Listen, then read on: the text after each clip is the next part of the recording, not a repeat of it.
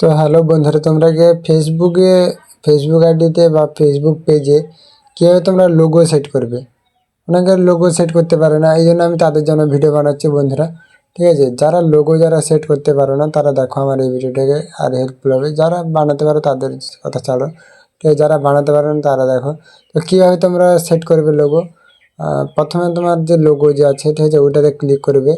Click করার পরে তুমি দেখবে না এইভাবে তোমার সামনে একটা ইন্টারফেস হবে। তো তোমার ক্যামেরাতে তারপরে তুমি শুট করে ক্লিক করবে। দেখো এইভাবে ক্লিক করার পরে এখানে তোমাকে দেখাবে আপলোড ফটোতে ক্লিক করবে। ঠিক আছে, আপলোড ফটোতে ক্লিক করবে। ক্লিক করার পরে এখানে তোমার গ্যালারি থেকে যে কোনো একটা তুমি ফটো সিলেক্ট করবে, যে কোনো একটা ফটো তোমার যেইটা তোমার মন পছন্দ। ঠিক আছে, তারপরে আপডেট যে লেখা আছে এইটাতে তুমি ক্লিক করবে।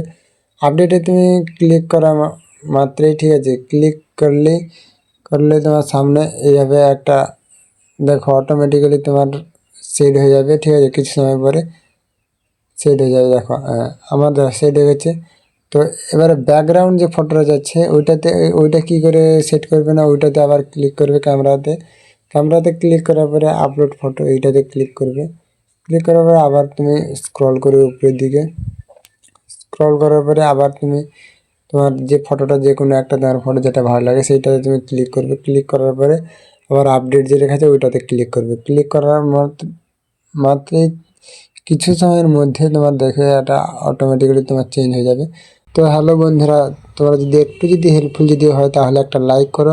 আর হ্যাঁ বন্ধুরা, এরকম ভিডিও যদি পেতে চাও তাহলে চ্যানেলটিকে সাবস্ক্রাইব করো। আর চ্যানেলটিকে সাবস্ক্রাইব করলে নোটিফিকেশনটা তোমার কাছে সবার প্রথম যাবে। আর বন্ধুরা টাটা বাই বাই। আর নেক্সট ভিডিওতে তোমাদের সঙ্গে আবার দেখা হবে। Tata bye bye.